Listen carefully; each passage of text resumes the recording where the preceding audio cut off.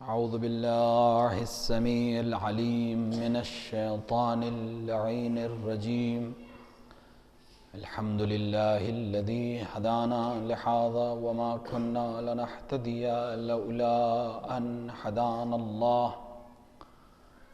لقد جاءت رسل ربنا بالحق، ثم الصلاة والسلام والتحية والإكرام على الرسول العربي المكي المدني القرشي الحربي الهاشمي. إن الله بعلمه اصطفى وبالغيبه ارتضى الرسول المختصد والمحمود الحامد رحمة للعالمين بالقاسم مصطفى محمد.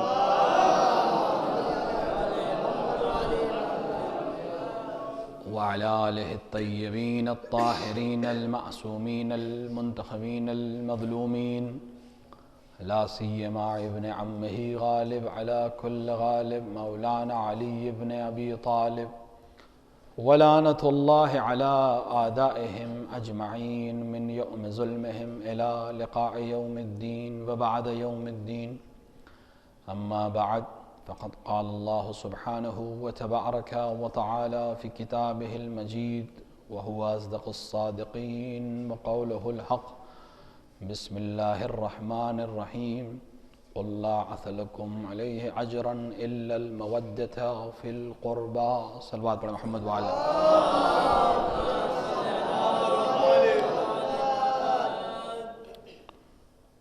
سب سے پہلے آپ تمام حضرات کی خدمت میں اور آپ سب کی جانب سے صاحب عزا امام عصر عجل اللہ تعالی فرجہ الشریف کی خدمت میں ان کی جدہ ماجدہ صدیقہ طاہرہ بی بی فاطمۃ الزہرا کی شب شہادت کی تعزیت اور تسلیت پیش کرتے ہیں۔ قرآن مجید کی بہت مشہور و معروف آیت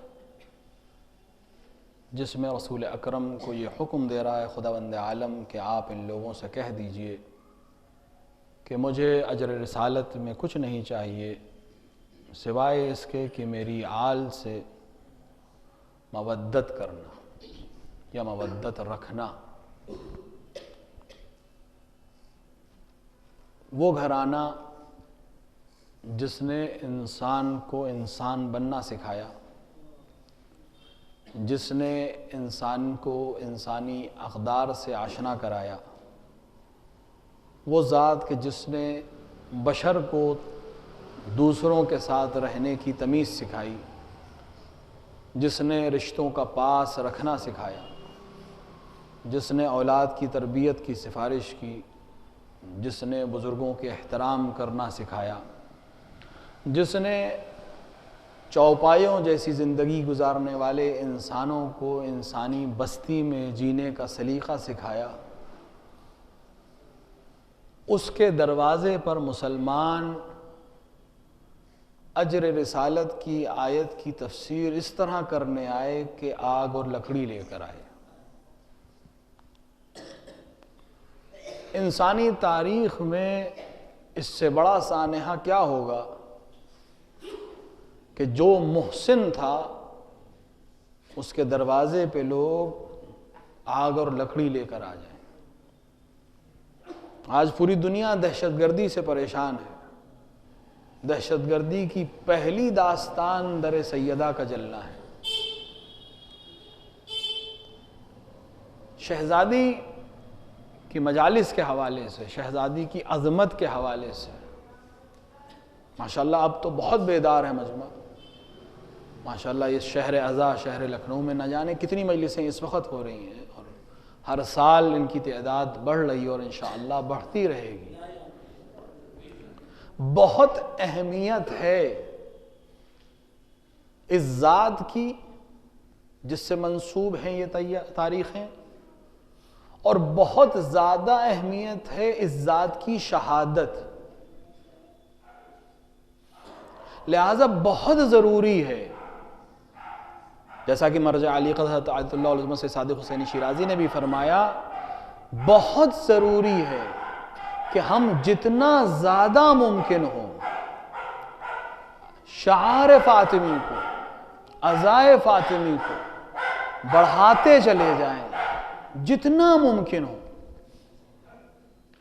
جو مجلس کر سکتا ہے وہ مجلس کرے، جو شرکت کر سکتا ہے وہ شرکت کرے، جو اس کو کسی بھی طرح سے دوسروں تک پہنچا سکتا ہے۔ بہت آسان ہے، کہیں مجلس ہو رہی ہے، اس کا ایک پوسٹر ہے، کسی کی مجلس ہو، ایکس وائی زیڈ، اس سے مطلب نہیں ہے، اس پہ ایک عنوان ہے شہادت فاطمہ زہرا۔ یہ عنوان شہادت بہت اہم ہے۔ جو چیز چبھتی ہے اسلام کو وہ ہے شہادت فاطمہ زہرا، جو آج تک لوگوں کے گلے سے نہیں اترتا ہے، وہ یہ عنوان شہادت ہے۔ کیونکہ جس طرح شہادت حضرت زہرا بتانا چاہیے تھی نہیں بتائی گئی، یہ پچھلے 10 سال 20 سال میں جو کام ہو رہا ہے نہیں تھا اس سے پہلے، مجھ سے بزرگ یہاں بیٹھے ہیں تائید کریں گے، اس طرح سے نہیں ہو رہا تھا۔ یقین جانیے اگر ہو رہا ہوتا تو جس طرح عاشور کے گناہگاروں کو اب بتانے کی ضرورت نہیں ہے کہ کون ہیں، اس طرح زہرا کے قاتلوں کو بے نقاب کر دیا گیا ہوتا۔ ابھی بھی ہم اس طرح کھل کے نہیں بول پا رہے ہیں کیونکہ حالات اجازت نہیں دے رہے، لیکن یقین جانیے اگر اگلے 20-30 برس ہم اسی طرح شہادت جناب زہرا کو بیان کرتے رہے تو وہ دن دور نہیں جب ہم ملأ عام میں ان کے قاتلوں کا نام لے کر لعن کر سکتے ہوں گے۔ کیا یہ ظلم نہیں ہے کہ مقتولہ کا ذکر تو ہو لیکن قاتل کا نام نہ بتایا جائے؟ اسی لیے عنوان شہادت بہت ضروری ہے۔ آپ اس پوسٹر کو فارورڈ کریے، آج تو آسان ہے، اخبار میں ایڈورٹائز دینے کی بھی ضرورت نہیں ہے، واٹس ایپ ہے، ٹیلی گرام ہے، سوشل میڈیا کا زمانہ ہے۔ یہی عنوان شہادت حضرت زہرا جب سوشل میڈیا سائٹس پر جائے گا، 100 میں 1 مخالف تو پڑھے گا اس کو، کسی ایک کے ذہن میں تو آئے گا کہ یہ شہادت کیوں لکھا ہے۔ نبی کی بیٹی نہیں مانتا وہ اکلوتی نہ مانے، ابھی اس سے بحث نہیں کرنی ہے، لیکن اس کے ذہن میں یہ تو ہے کہ یہ نبی کی بیٹی کی بات ہو رہی ہے، تو اس کے نام کے آگے یہ شہادت لفظ کیوں لکھا ہے؟ اگر 100 میں سے کسی ایک نے بھی جا کے کل تحقیق کر لی تو اس کو اپنی کتابوں میں مل جائے گا کہ شہادت کیوں ہوئی، کیسے ہوئی، کن حالات میں ہوئی، اور آپ بانی بنیں گے کسی ایک کے مذہب حق پر آنے کے لیے۔ جو لوگ مستبصر ہوئے ہیں، آپ جا کے پڑھیں، مطالعہ کریں، ان میں اکثر وہ لوگ ہیں جو صدیقہ طاہرہ کی مظلومیت کی وجہ سے مذہب حق کی طرف آئے ہیں۔ علامہ امینی صاحب کتاب الغدیر کہ ان سے بڑا عاشق آل محمد کم گزرے ہیں دنیا میں، جنہوں نے لاکھوں کتابیں پڑھ کر ایک عظیم کتاب الغدیر کے نام سے ہمارے لیے اور آنے والی نسلوں کے لیے ذخیرہ کر دی۔ ان کا مشہور واقعہ ہے جو علماء نے نقل کیا ہے کہ جس زمانے وہ الغدیر لکھ رہے تھے، دوسری یا تیسری جلد بازار میں آ چکی تھی، مجلس عام میں آ چکی تھی، وہ حج کے لیے گئے، حج پر گئے، مینا میں تھے۔ مینا میں جو لوگ حج پر گئے ہیں ان کو معلوم ہے، جو نہیں گئے خدا ان کو نصیب کرے، مینا میں 2 رات تو رکنا ہی ہے، تو عام طور سے کوئی عمل نہیں ہے سوائے ان 3 شیطانوں کو کنکر مارنے کے، کوئی عمل نہیں ہے، اور رکنا بھی ہے رات میں مینا میں۔ تو عام طور سے طریقہ ہے لوگ ایک دوسرے خیمے میں باتیں کرتے ہیں، دعائیں پڑھتے ہیں، یہی کرتے ہیں۔ تو ایک بڑی محفل سجائی گئی، 80 علماء اہل سنت جمع ہوئے اس میں، اور ان کو بھی دعوت دی گئی۔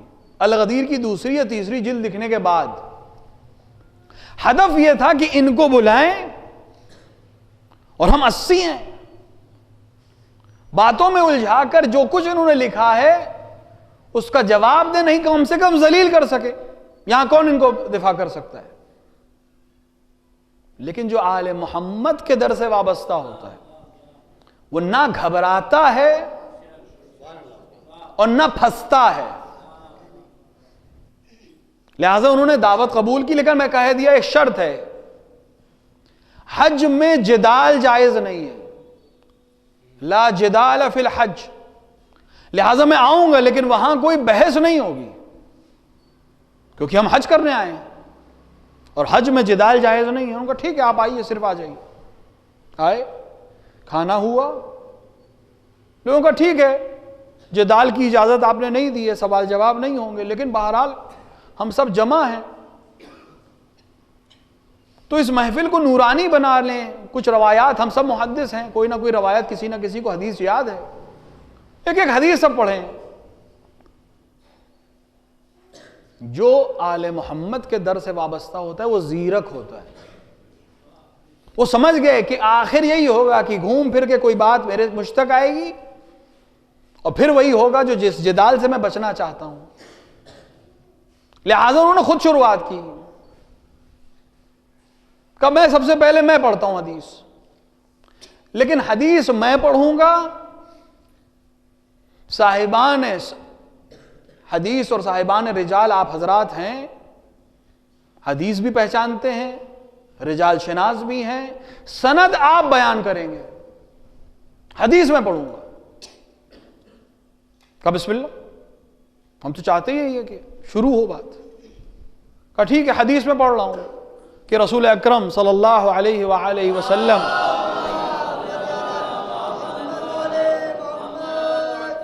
نے ارشاد فرمایا، من مات ولم يعرف امام زمانہ مات میتۃ جاہلیہ۔ کہ یہ حدیث ہے، آپ فرمائے اس کی سند، کسی نے کہا صحیح اس سند ہے، اس سے بہتر سند ہے ہی نہیں اس کی۔ سب سے اعتراف لے لیا سند کا، کہ آپ سب کا اقرار ہے کہ یہ صحیح السند حدیث ہے، رسول اکرم نے ارشاد فرمایا ہے، کہ سب نے اقرار کیا کہ ہاں یہ صحیح السند حدیث ہے۔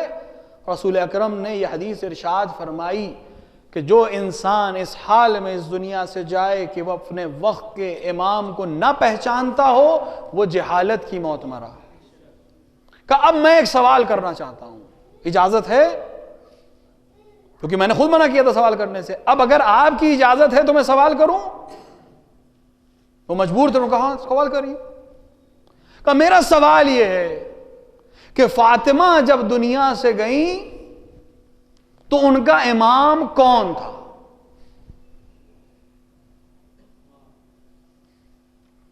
حدیث صحیح السند ہے، ابھی آپ نے کہا کہ جو اس عالم میں دنیا سے گیا کہ اپنے وقت کے امام کو نہیں پہچانتا، وہ جہالت کی موت مرا۔ جب فاطمہ اس دنیا سے گئیں تو ان کا امام کون تھا؟ علامہ امینی نے خود نقل کیا کہ میرے سوال کا جواب کسی نے نہیں دیا، کسی میں جرأت ہی نہیں تھی جواب دینے کی، کیونکہ اگر وہ کہتے کہ فاطمہ کا امام علی تھے تو پھر دوسرے کا دعویٰ اپنے آپ ختم ہو جاتا کہ جو فاطمہ کا امام وہ سب کا امام۔ اور اگر وہ کہتے کہ نہیں پہلا شخص فاطمہ کا امام تھا تو ان کی اپنی کتابوں میں لکھا ہوا ہے، خود ان کی امی جان سے روایت ہے کہ فاطمہ اس حال میں دنیا سے گئیں کہ میرے باپ سے راضی نہیں تھیں۔ تو یا تو یہ مانے کہ علیاذن باللہ فاطمہ جہالت کے ساتھ اس دنیا سے گئیں، تو یہ مان نہیں سکتے کیونکہ فاطمہ جنت کی عورتوں کی سردار ہیں، تو جنت میں ان کا جانا تو طے ہے۔ تو اب یا امام اس کو مانو جو فاطمہ کا واقعی امام تھا، اور یا پھر خاموشی اختیار کرو کہ جس کو ہم مانتے ہیں اس پر آنچ نہ آنے پائے۔ تو تو فاطمہ حقانیت کی دلیل ہے. جب بھی مسئلہ پیش آ جائے کہ حق پر کون ہے اور باطل پر کون ہے، یہ دیکھیں فاطمہ کدھر ہے. کہ یہ وہ ذات ہے کہ جو مرکز تعارف ہے امامت کے لیے بھی اور نبوت کے لیے بھی. ہر شب جمعہ ہم پڑھتے ہیں، نبی کا تعارف بھی اس ذات کے ذریعے ہو رہا ہے، امام کا تعارف بھی اس ذات کے ذریعے ہو رہا ہے. ہم فاطمہ تو وہ ابوہا و بعلہا و بنوہا. ایک صلوات پڑھیں محمد وعلیہ.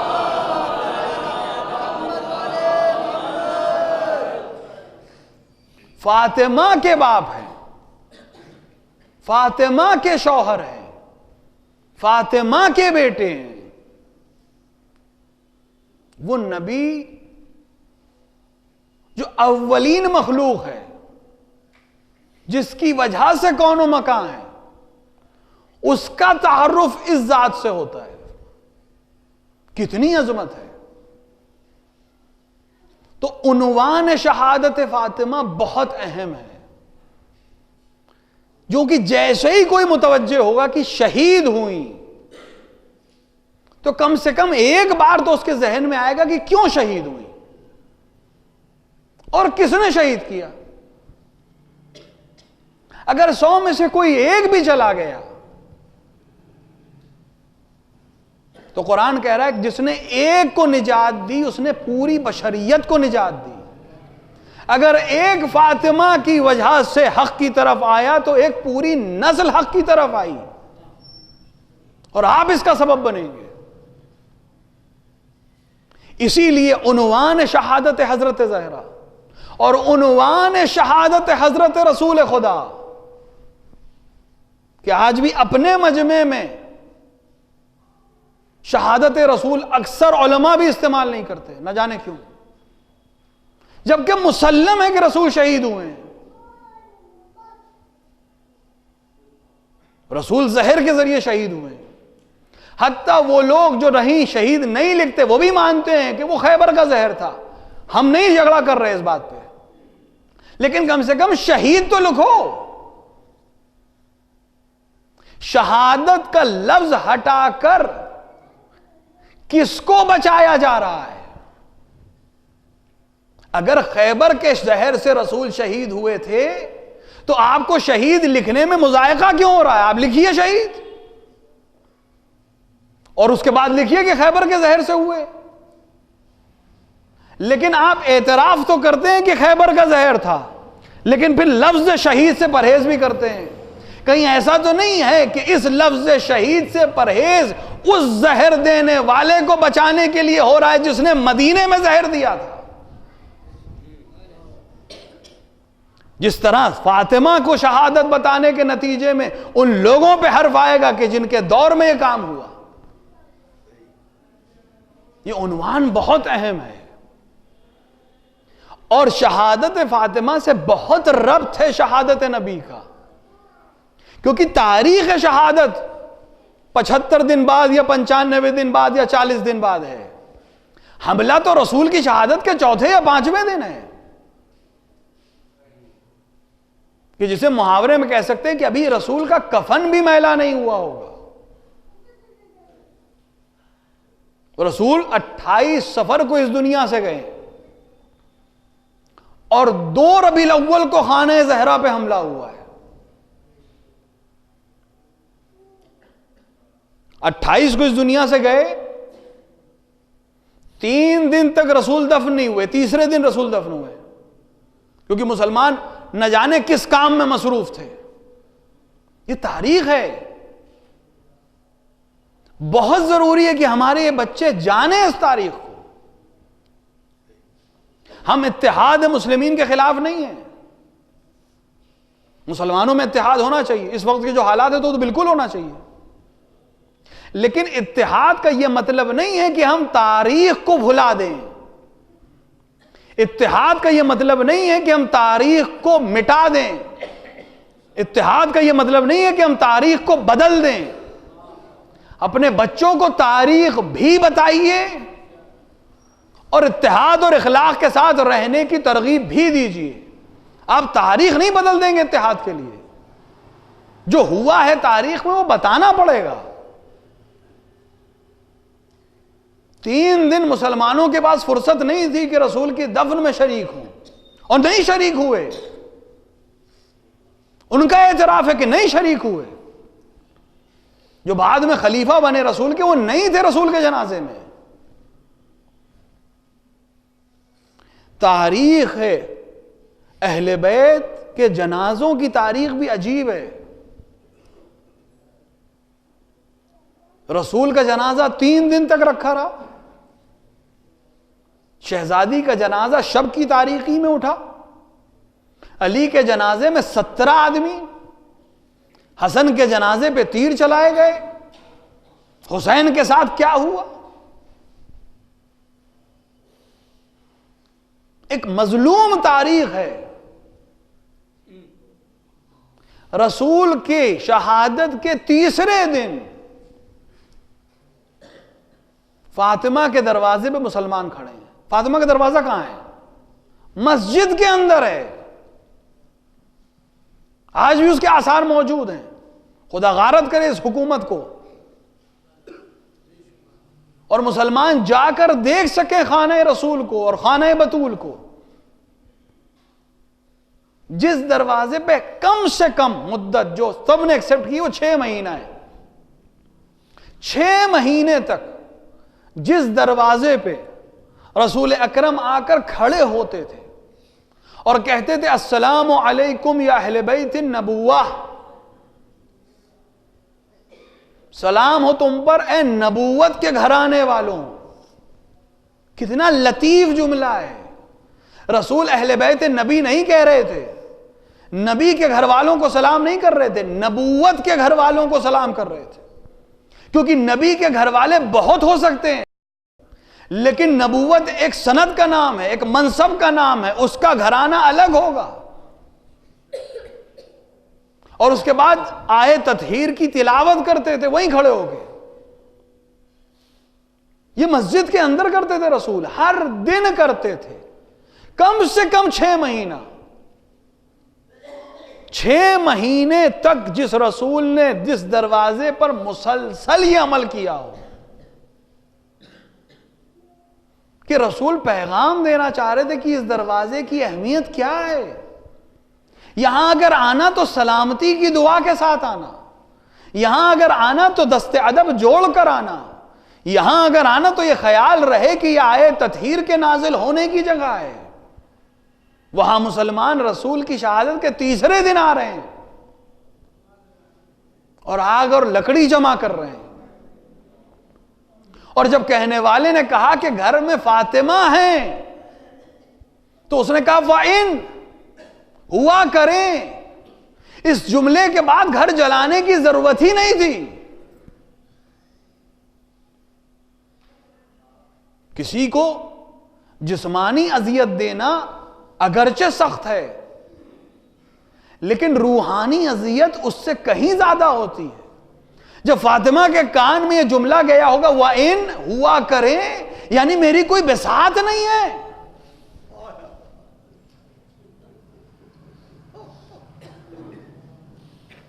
اور اس سے زیادہ تعجب خیز بات یہ ہے کہ یہ کام مدینے میں مسجد النبی میں ہو رہا تھا. کوئی مسلمان اپنے گھر سے نہیں نکلا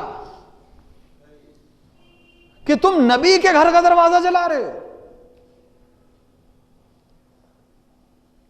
عنوان ظہرا یہ واحد عنوان ہے جس پر تمام ائمہ نے شدت اختیار کی ہے. یہ واحد ذات ہے جس کے سلسلے میں سب کے قول مل جائیں گے. یعنی رسول اکرم سے لے کر آخری امام تک ہر امام کا کوئی نہ کوئی جملہ ضرور آپ کو مل جائے گا. عظمت جناب سیدہ کے لیے اور شہادت جناب سیدہ کے لیے. 11ویں امام نے ارشاد فرمایا کہ نحن حجج اللہ علی الخلق، ہم اللہ کی حجت ہیں مخلوق پر. وجدتی فاطمہ حجت اللہ علینا، اور ہماری جدہ فاطمہ ہم پر حجت ہیں، جو امام پر حجت ہو، جو وقت کے امام کے لیے اسوہ حسنہ ہو اور حجت ہو۔ کوئی نبی بنا ہی نہیں جب تک اس نے ولایہ زہرا کا اعتراف نہیں کیا۔ یہ جو نبیوں کے درمیان فضیلتیں ہیں، رتبے ہیں انبیاء کے درمیان، کوئی ایک شخص کے لیے نبی ہے، کوئی ایک قریے کے لیے ہے، کوئی ایک صاحب شریعت ہے، یہ پورا جو اختلاف ہے علماء کا اس کے اوپر بیان یہ کہ جو اختلاف ہے یہ معرفت حضرت زہرا کے سبب ہے۔ جس کی جتنی معرفت تھی اس کو اتنا ہی نسب دیا گیا، اتنا ہی منصب دیا گیا، اور یہ بات انبیاء تک نہیں ہے، سب کے لیے ہے۔ یعنی علماء میں جو باہر حال اعلیٰ درجے پر پہنچے اس کی وجہ یہ کہ جتنی ان کی معرفت جناب زہرا سے ہوتی چلی گئی، علماء میں وہ اعلیٰ سے اعلیٰ ہوتے چلے گئے۔ صرف رسول کے لیے خیر کثیر نہیں، اِنَّا أَعْطَيْنَاكَ الْكَوْثَرَ، ہم نے تمہیں کوثر عطا کیا، خیر کثیر۔ کس کے لیے خیر کثیر؟ جو خود مجسم خیر ہے، جو خیر ہے اس کے لیے جو خیر وہ کتنا عظیم ہوگا۔ صرف رسول کے لیے نہیں، سب کے لیے خیر۔ جس نے تمسک کیا، جو جتنا محو ہوا ذات فاطمہ میں وہ اتنا ہی اعلیٰ ہو گیا۔ کتنے علماء نے دعاؤں کی کتابیں لکھی ہیں، بہت سے علماء نے لکھی دعاؤں کی کتابیں، لیکن جو شہرت مفاتیح الجنان کو ملی وہ کسی اور دعا کی کتاب کو نہیں ملی۔ حتیٰ کہ لوگ شیخ عباس قمی کی دوسری کتابوں کے شاید نام بھی نہ جانتے ہوں، یا اگر شیخ عباس قمی کو پہچانتے ہیں تو صاحب مفاتیح ہونے کی وجہ سے پہچانتے ہیں، جبکہ انہوں نے فضائل میں بھی کتابیں لکھی ہیں، مصائب میں بھی کتابیں لکھی ہیں، عرفان پہ بھی کتابیں لکھی ہیں، لیکن اگر شیخ عباس قمی کا نام لیا جائے تو لوگوں کے ذہن میں مفاتیح الجنان آتی، جو ان کی زندگی میں اتنی مشہور ہو گئی تھی۔ کسی نے سبب پوچھا کہ آخر آپ کی یہ کتاب اتنی مشہور کیوں ہوئی؟ کہا کیونکہ میں نے اس کو خیر کثیر سے منسوب کر دیا تھا، کہ جب میں نے اس کو لکھنا شروع کیا تو میری نیت تھی کہ اس کا سارا ثواب میں ہدیہ کروں گا صدیقہ طاہرہ کو، چونکہ وہ کوثر ہیں، جو ان سے منسوب ہو جائے گا اس میں اتنی کثرت ہوگی، اتنی برکت ہوگی۔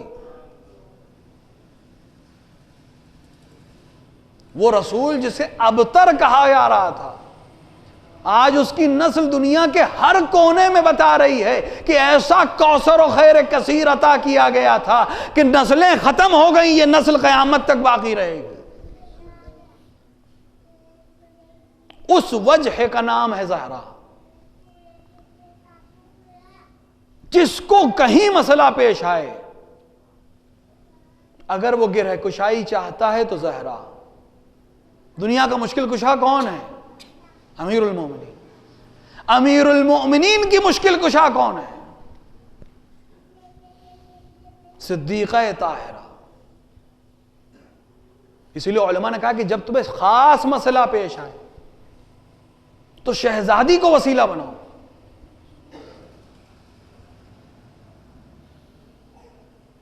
کیونکہ رسول سے جب یہ کہو گے کہ آپ کو آپ کی بیٹی کا واسطہ، تو کوئی بھی دنیا کا باپ ہو جب اس کو بیٹی کا واسطہ دیا جائے تو اس کا بات الگ ہوتی ہے۔ امیر المومنین سے کہیں کہ آپ کو آپ کی زوجہ کا واسطہ، اور پھر بعد کے ائمہ تو سب اولاد زہرا ہیں۔ اگر حسین ابن علی سے کوئی کہہ دے کہ آپ کو واسطہ آپ کی ماں کا،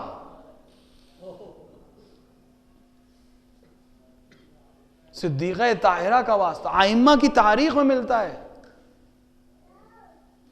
ایک شخص کے لیے ملتا ہے کہ دنیا سے چلا گیا، کوئی اچھے اعمال نہیں کیے تھے، اس کے دوسرے دوست نے اس کو خواب میں دیکھا اچھے حالات میں، کچھ مہینے بعد مرنے کے. کہا کس حال میں ہو؟ کہا اب اچھے حال میں ہو. کہا کیسے ہوا؟ تم نے کچھ دنیا میں اچھے کام تو نہیں کیے تھے؟ کہا نہیں، میں بہت پریشانی میں تھا، مرنے کے بعد سے مسلسل عذاب میں تھا، یہاں تک کہ میری اولاد میری طرف سے مشہد گئی زیارت کرنے امام الرعوف کے ہاں، تب بھی مجھے سکون نہیں مل پا رہا تھا. جب میرے بچے حرم امام رضا سے نکل رہے تھے تو کسی منادی نے ان کے کان میں الہام کیا کہ امام رضا سے دعا کرو سیدہ کے وسیلے سے، کہ پھر امام اس دعا کو رد نہیں کرتے. کہ امام رضا آپ کو آپ کی مادر گرامی کا واسطہ، کہ جس کو دیکھ کر رسول کا چہرہ کھل جاتا تھا، جس کو دیکھ کے امیر المؤمنین کی سختیاں ختم ہو جاتی تھی. کس وقت؟ جب علی بالکل تنہا تھے. صدیقہ طاہرہ نے نبی کا بھی اس وقت ساتھ دیا جب وہ بالکل تنہا تھے، اور ولی کا بھی اس وقت ساتھ دیا جب وہ بالکل تنہا تھے. امیر المومنین کا گریہ صرف شریک حیات کے جانے کی وجہ سے نہیں تھا، اس مونس کے جانے کا غم تھا کہ جس سے بڑا مونس ملا ہی نہیں.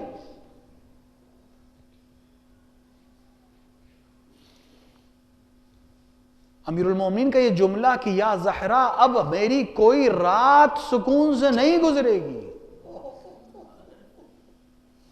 امام وقت کا جملہ ہے، جس کا نام دلوں کا سکون ہے، اس کے سکون کا نام ہے زہرا. لہذا اس سلسلے میں بالکل کوتاہی نہ کریں. مجلس نہیں کر سکتے، ترویج تو کر سکتے ہیں، لوگوں کو خبر تو دے سکتے ہیں کہ مجلس ہو رہی ہے. کوئی مجلس اگر ریکارڈڈ آپ کے پاس ہے اس کو پھیلا تو سکتے ہیں، کہ کم سے کم کل جب حضرت آ کے پوچھے تم نے میری جدہ کے لیے کیا کیا، تو میں کہہ سکوں کہ میں نے مجلس پڑھی، آپ کہہ سکیں کہ ہم نے سنی، بانی کہہ سکے کہ ہم نے برپا کی، جس سے کچھ نہیں کیا وہ کہہ سکے کہ ہم نے نشر کی، کیونکہ وہ کسی کا احسان نہیں رکھتے. یہ ایک ایسی چیز ہے کہ جو تشیع کی حقانیت کے لیے، بقائے تشیع کے لیے اور مظلومیت تشیع کے لیے ضروری ہے.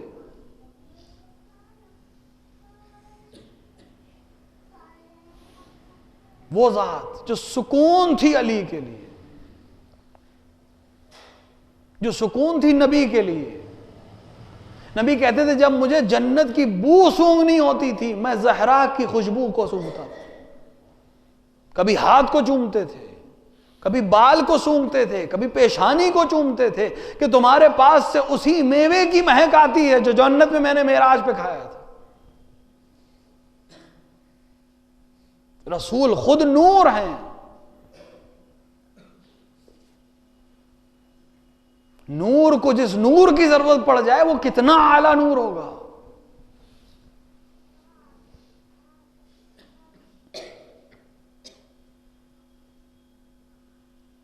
ایک ایسی زندگی جو اتنی کم ہے کہ دنیا میں اس عمر میں لوگ عام طور سے عقلی بلوغ پر بھی نہیں پہنچ پاتے.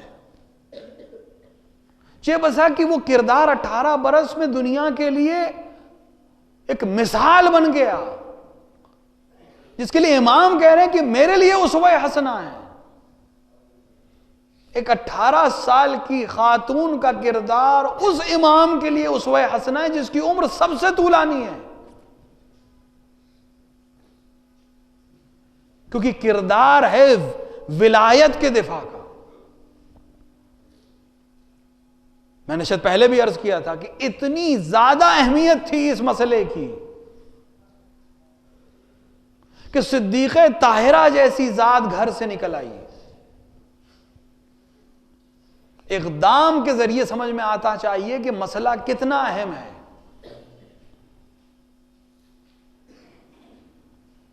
وہ شہزادی جو نابینا صحابی سے پردہ کرتی تھی کہ بابا وہ مجھے نہیں دے سکتا، میں تو اسے دیکھ سکتی ہوں. وہ شہزادی گھر سے نکل کر دربار میں جائے. یہیں سے سمجھ لینا چاہیے کہ باغوں کا مسئلہ نہیں ہے. وہ بھی جانتے ہیں کہ باغوں کا مسئلہ نہیں ہے.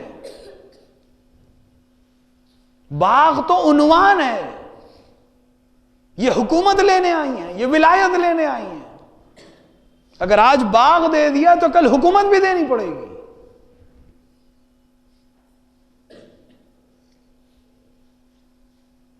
اور کس حال میں گھر سے گئی ہیں شہزادی؟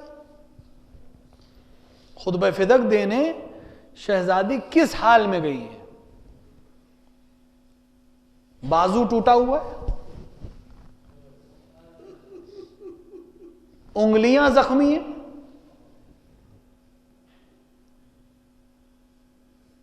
سینہ زخمی ہے، پسلیاں ٹوٹی ہوئی. 18 برس کی خاتون عصا ٹیک کر چل رہی ہے. کتنی تکلیف میں ہوں گی.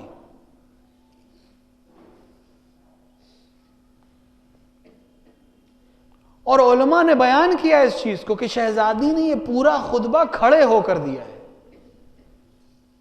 یعنی اتنی تکلیف میں بھی شہزادی کھڑی رہی. کیوں کھڑی رہی؟ کیونکہ ولایت علی اتنی اہم ہے کہ میں یہ تمام مصائب برداشت کرنے کو تیار ہوں، لیکن میں حق امام وقت کو ضائع نہیں ہونے دوں گی. میں مدافع ولایت ہوں. خطبہ دیا آپ نے. اسی لیے تمام علماء کی سفارش ہے کہ زندگی میں کم سے کم ایک بار اس خطبے کو ضرور پڑھیں، کیونکہ یہ اسرہ ہے اسلام کا. رسول کی 23 برس کی محنت کا نچوڑ ہے خطبہ زہرا. نماز کیوں فرض ہے زہرا بتا رہی ہے. روزہ کیوں واجب کیا گیا زہرا بتا رہی ہیں. جہاد کیوں واجب کیا گیا زہرا بتا رہی ہیں. قصاص کس لیے ہے زہرا بتا رہی ہیں. فلسفہ عبادات کی بحث زہرا بتا رہی ہیں. عرب کی تاریخ زہرا بتا رہی ہیں. حالات زہرا بتا رہی ہیں. اور اس کے بعد جو تم نے کیا ہے اس کا نتیجہ کیا ہوگا یہ بھی زہرا بتا رہی ہیں. کہ اب جب تم نے خلافت کے مدار کو پلٹ دیا ہے تو اب اس اونٹنی کو کھینچو اس حال میں کہ اس کے نتھنے زخمی ہیں، اس کے گھٹنے زخمی ہیں، اس کی پیٹھ زخمی ہے. یعنی سوائے خون کے تمہیں کچھ نہیں حاصل ہوگا. آپ تاریخ اسلام کو پڑھ کے دیکھ لیجئے، سوائے خون کے کچھ نہیں ہے. کیوں؟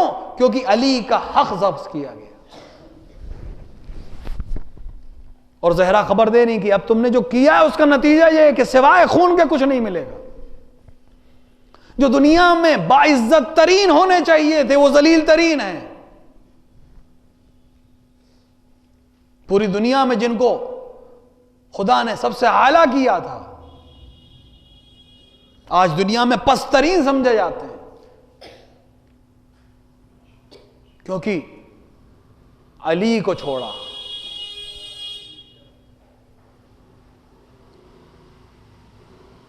علی کی مدافعہ کو قتل کیا.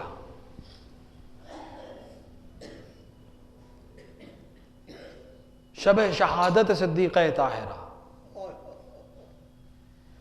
کس حال میں رہی ہوں گی شہزادی ہم سمجھ ہی نہیں سکتے. کیونکہ انہی کا احسان ہے کہ ہمارے دلوں کو بند کر دیا ہے کہ ہم سمجھ ہی نہ پائیں کہ کیا گزر گئی. ورنہ حق وہی ہے جو علی نے کیا. اٹھتے تھے اور گر جاتے تھے. بہت سے جملے ایسے ہوتے ہیں کہ آسانی سے پڑھ دیے جاتے ہیں، لیکن اگر انسان ان کو غور سے سوچے شب کی تاریکی میں کبھی سوچے، علی فاتح خیبر، علی مرحب اور انتر کو قتل کرنے والا علی، جوان علی، حسنین کو جب سر پہ امامے کے بغیر دیکھا اور حسنین ماں اماں کہتے ہوئے آئے تو علی قد سے زمین پر گرے، اور ایک بار نہیں کئی مرتبہ گرے اور اٹھے۔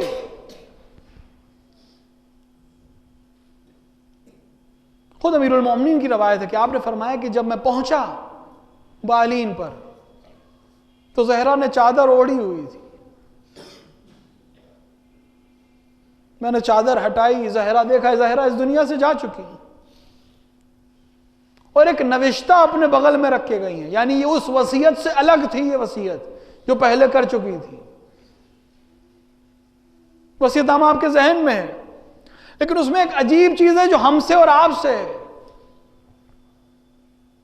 اپنے غسل اور کفن اور تمام چیزوں کے بعد زہرا نے ایک جملہ کہا، یا علی اپنا خیال رکھیے گا، آپ کو خدا کے حوالے کیا،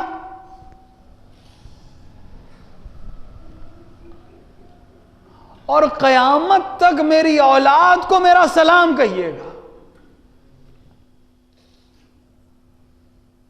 کتنے خوش نصیب ہیں سعادات! ہونا تو یہ چاہیے کہ سعادات اپنی ماں کو سلام کرتے، لیکن ماں نے پہل کی کہ میرے بچوں پر میرا سلام، صبح قیامت تک جو نسل آئے گی اس کو سلام۔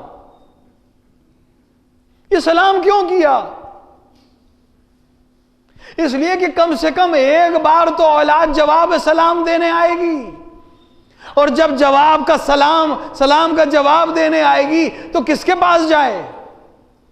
اگر شخص موجود ہو تو اس کو جا کر کہہ دیئے وعلیکم السلام، اگر موجود نہیں ہے تو اس کی نشانی کے پاس جائیں گے، جا چکا ہے اس کی قبر کے پاس جائیں گے۔ تو جب کوئی اولاد زہرا کے سلام کا جواب دینے مدینے جائے گی تو کہاں جواب دے؟ بقیع میں جواب دے، یا جوار رسول میں جواب دے، یا جنان روضہ کے بیچ میں جواب دے؟ قبر زہرا ہی نہیں معلوم۔ شاید زہرا نے اسی لیے سلام کیا تھا کہ جب جواب کی تلاش میں میرے بچے آئیں گے تو میری مظلومیت معلوم ہوگی کہ میری قبر کا نشان بھی نہیں معلوم۔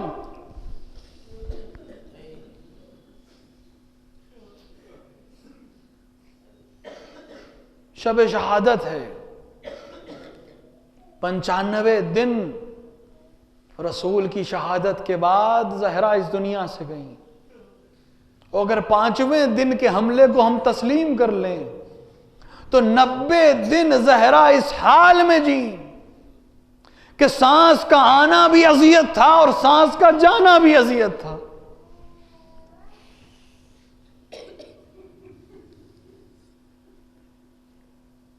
کسی ایسے شخص سے پوچھئے، خدا نہ کرے کسی کے ساتھ یہ حادثہ ہو، لیکن کسی ایسے سے پوچھئے جس کی پسلی میں تکلیف ہو، ہر آن اس کے لیے اذیت ہے، کیونکہ جتنی بار وہ سانس لے گا اس کو اذیت ہوگی، جتنی بار وہ سانس کو باہر کرے گا اتنی اذیت ہوگی۔ 90 دن زہرا نے اس طرح سے زندگی گزاری کہ سانس لیتی تھی تب بھی اذیت تھی، سانس کو باہر نکالتی تھی تب بھی اذیت تھی، اور مجال ہے کہ علی کو خبر ہو سکے۔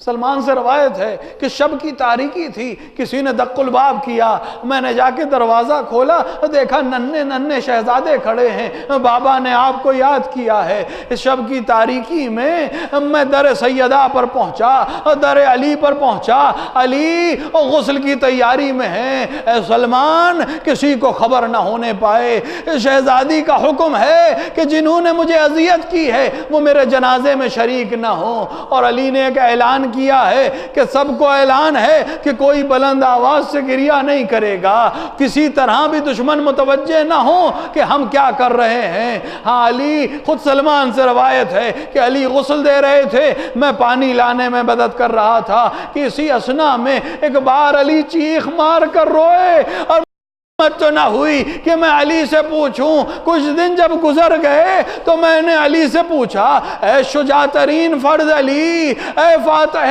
خیبر علی، آپ جیسا شجاع میں نے نہیں دیکھا، آپ جیسا صابر میں نے نہیں دیکھا۔ اس شب آپ نے ہم سب کو منع کیا تھا، پھر آخر ایسا کیا ہو گیا کہ آپ نے سر دیوار پر مار کر گریہ کیا؟ اے سلمان، اثناء غسل میرا ہاتھ زہرا کے بازوؤں تک پہنچا، ارے ہڈیاں ٹوٹ چکی تھی، لیکن زہرا نے مجھے خبر نہ کی۔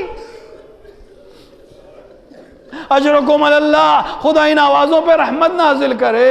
ہمیں اکثر یہ جملہ کہتا ہوں کہ بی بی پورے سال اپنے حسین کے لیے آنسو بہانے والوں کے پاس آتی ہیں، آج اسی بی بی پہ گریہ کرنا ہے جو پورے سال رومال لے کر آتی ہے کہ میں حسین کا پرسہ دینے والوں کے آنسو قبول کروں، آج اسی پر رونا ہے، وقت کے امام کے سامنے ان کی ماں پر گریہ کرنا ہے۔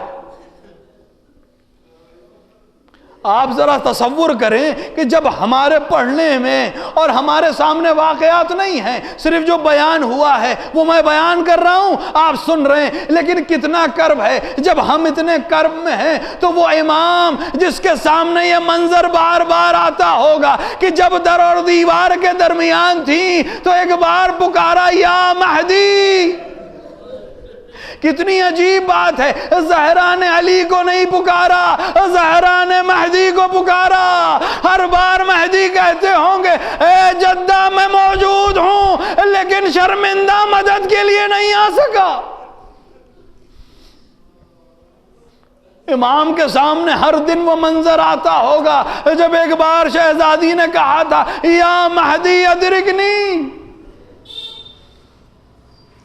شہزادی اس دنیا سے چلی گئیں، لیکن حال یہ ہے کہ علی کو خبر نہیں ہے کہ کتنے زخمی ہیں۔ ہاں علی نے کفن دے دیا، اور اس کے بعد حسب دستور ایک بار بچوں کو آواز دی، اے بچوں آؤ اپنی ماں سے خدا حافظ کر لو۔ ہاں یہ خود امیر المومنین سے روایت ہے، مختلف علماء نے نقل کیا ہے کہ جب شہزادے قبر کے قریب آئے، جب شہزادے بالین مبارک کے نزدیک آئے، ایک بار حسین جب شہزادی کے نزدیک پہنچے، خود علی نے فرمایا کہ میں نے دیکھا کہ بند کفن ٹوٹے، ایک بار زہرا کے دونوں ہاتھ برآمد ہوئے، حسین کو اپنی آغوش میں لیا، ایک عجیب سما بنا، زمین و آسمان گریہ کر رہے تھے۔ کسی نے آ کر خبر دی، ظاہراً جبرائیل نے آ کے خبر دی، اے علی حسنین کو زہرا سے جدا کریے ورنہ قیامت برپا ہو جائے گی۔ علی آگے بڑھے، پیار سے حسن کے ہاتھ پر سر پہ ہاتھ رکھا، حسین کو پیار کیا، ہاں الگ کیا۔ ہاں علی نے بڑے آرام سے دونوں بچوں کو الگ کر دیا، ماں کو لے جا کر دفن کر دیا۔ لیکن میں ہاتھ کو جوڑ کر کہوں گا، اے علی آپ نے بڑے احترام سے حسنین کو جدا کیا، لیکن یہی حسین کا لاشا ہوگا، ایک ننھی سی بچی باپ کی بابوں سے لپٹی ہوگی، لیکن جدا کرنے والے کبھی تعزیانے لگاتے ہوں گے، کبھی تماچے لگاتے ہیں، اور بچی صحرا میں وا بابا وا اماں کہہ کے فریاد کرتی ہے۔